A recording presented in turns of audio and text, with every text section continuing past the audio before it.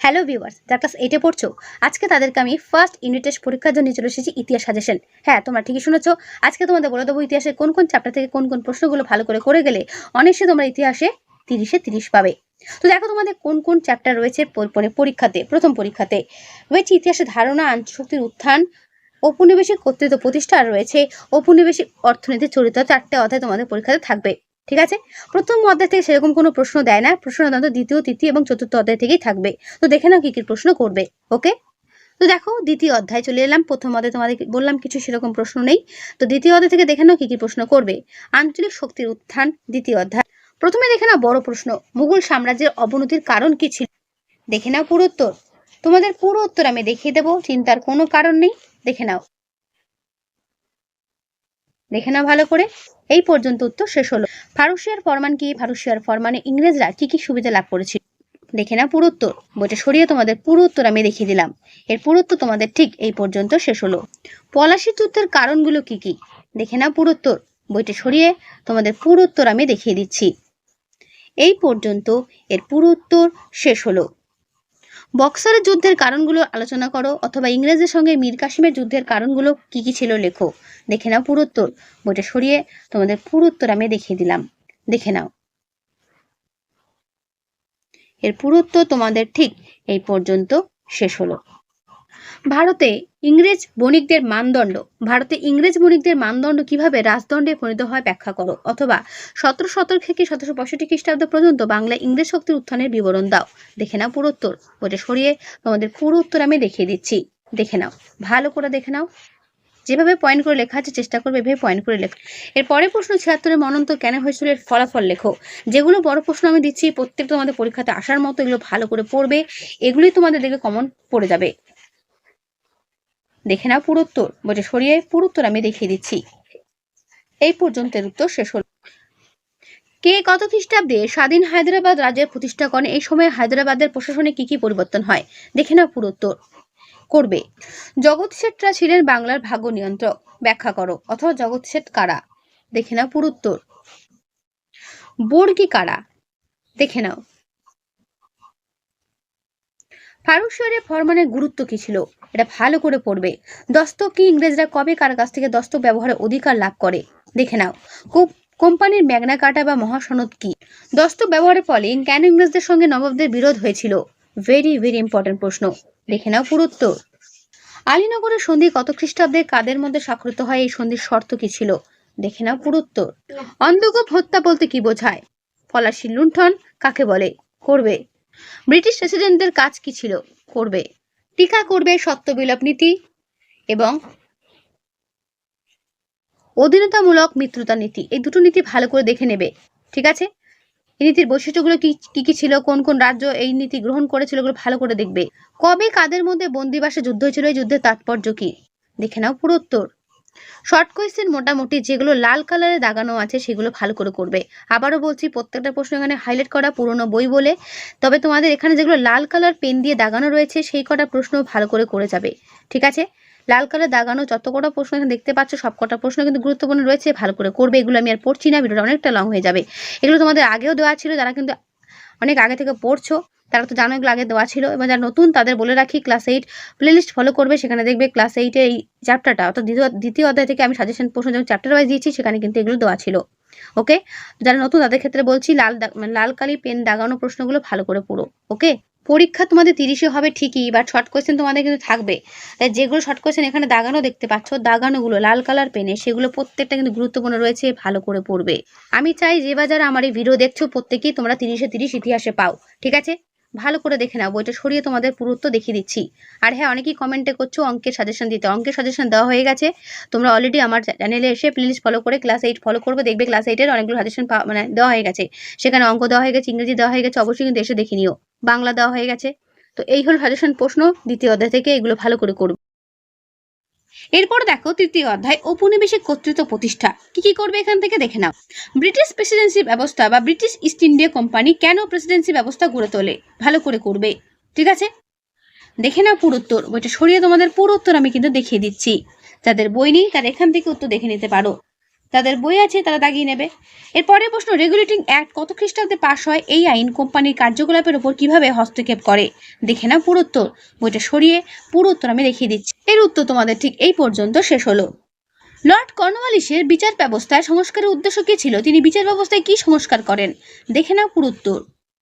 এর উত্তর তোমাদের ঠিক এই পর্যন্ত শেষ হলো।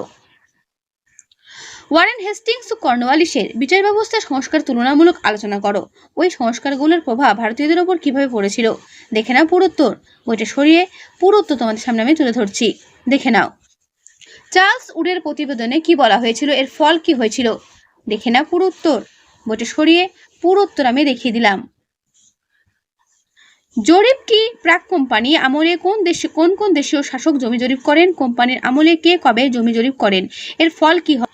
দেখে নাও পুরো উত্তরটা, দেখে নাও। এই পর্যন্ত উত্তর শেষ হলো। কোম্পানি শাসনকালে জমি জরিপের জন্য যে ব্যবস্থাগুলো গ্রহণ করা হয়েছিল তা লেখো।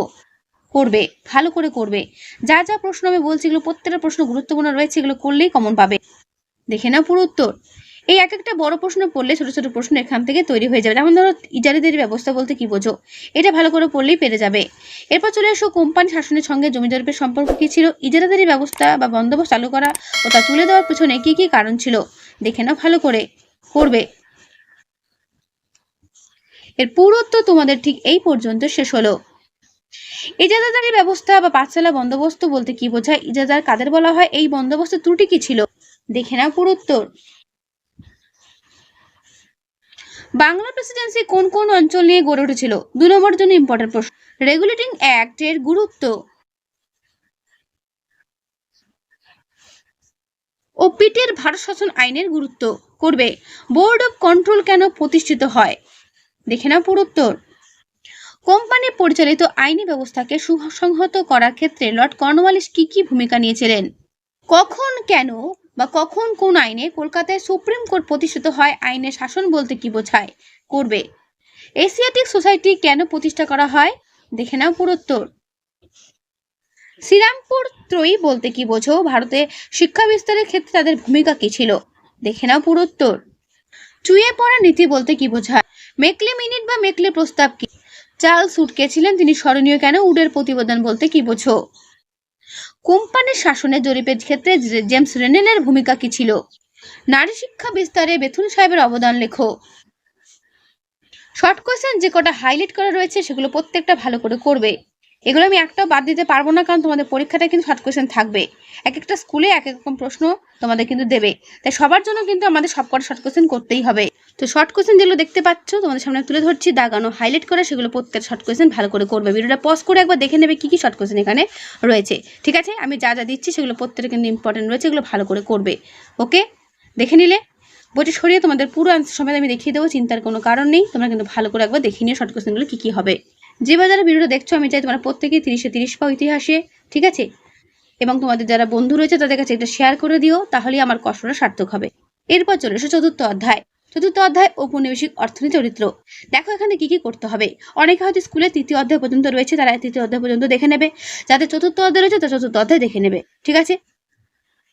এই অধ্যায় থেকে আগে দেখে নাও কি কি শর্ট কোয়েশ্চেন করবে। বাংলার ভয়াবহ 76 মন্বন্তর কত খ্রিস্টাব্দে হয়েছিল? পাঠশালা বন্দোবস্তের প্রবর্তন কে করেন? কে কত খ্রিস্টাব্দে চিরস্থায়ী বন্দোবস্তের প্রবর্তন করেন? চিরস্থায়ী বন্দোবস্তের সময় কৃষকদের কাছ থেকে অতিরিক্ত অর্থ আদায়ের জন্য যে বেআইনি কর আদায় করা হতো তার নাম কি? ঠিক আছে?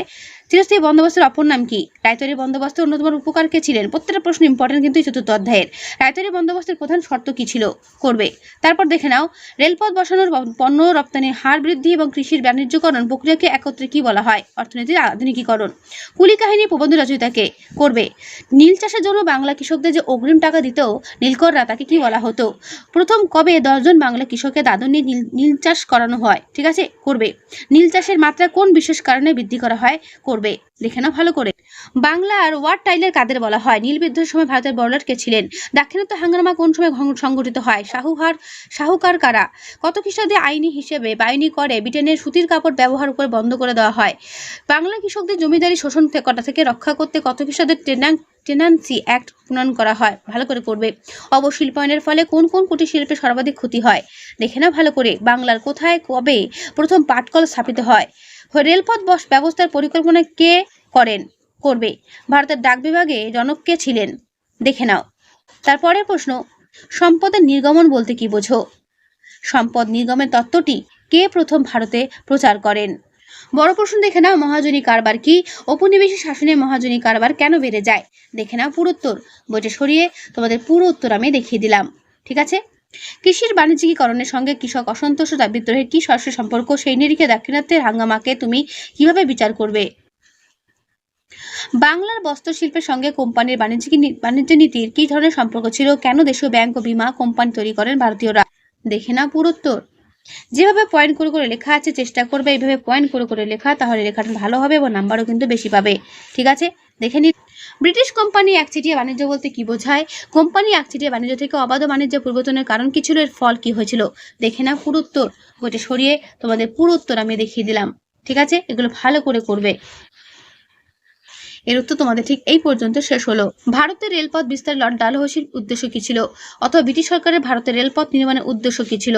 দেখে না পুরো উত্তর। বইটা সরিয়ে তোমাদের পুরো উত্তর আমি দেখিয়ে দিচ্ছি, করবে। এই পর্যন্ত উত্তর প্রশ্নটার উত্তর শেষ হলো। সূর্যাস্ত আইন কাকে বলে? পত্নী প্রথা কি? চিরস্থায়ী বন্দোবস্ত রায়তরী বন্দোবস্তের মধ্যে পার্থক্য দেখে নাও। মহলবাড়ি বন্দোবস্ত বলতে কি বোঝায়? ভাইয়াচারী বন্দোবস্ত প্রবর্তনের উদ্দেশ্য কি ছিল? মহাজনী ব্যবস্থা বলতে কি বোঝায়? রায়তরী বন্দোবস্ত কত খ্রিস্টাব্দে কোথায় প্রবর্তিত হয়? কৃষির বাণিজ্যিকীকরণ বলতে কি বোঝো? অর্থনীতির আধুনিকীকরণ বলতে কি বোঝো? ভালো করে করবে। দাদনী প্রথা কি বা দাদনের অর্থ কি? কে কাকে দাদন দিত? বাংলায় নীল বিদ্রোহ কেন ঘটে? নীল বিদ্রোহ কেন হয়েছিল? এর পুরো উত্তর এই পর্যন্ত শেষ হলো। বাগিচা শিল্প বলতে কি বোঝো? দাক্ষিণাত্য হাঙ্গামা কেন হয়েছিল? তো তোমাদের এই হলো ফার্স্ট ইউনিট টেস্ট পরীক্ষার জন্য পুরো সাজেশন প্রশ্ন। ঠিক আছে, যেটা তোমাদের দ্বিতীয়, তৃতীয়, চতুর্থ অধ্যায় নিয়ে রয়েছে। প্রথম অধ্যায়ে সেরকম প্রশ্ন হয় না বললেই চলে। তো তোমাদের সাজেশন প্রশ্নগুলো আশা করি বুঝতে পারলে। যেগুলো আমি দিলাম সেগুলো প্রত্যেকটা ভালো করে করো। পরীক্ষাতে দেখবে এর মধ্যেই কমন পাবে, এর বাইরে কিছু আসবে না, এটুকু আমি গ্যারান্টি দিয়ে বলতে পারি। তো আজকে ভিডিওটা আমি এখানেই শেষ করছি। প্রশ্নগুলো পাওয়া মাত্রই পড়তে শুরু করে দিও, পরীক্ষা সবার ভালো হবে। আর বন্ধুদের কাছে অবশ্যই শেয়ার করে দিও। তাহলে আজকে এখানেই।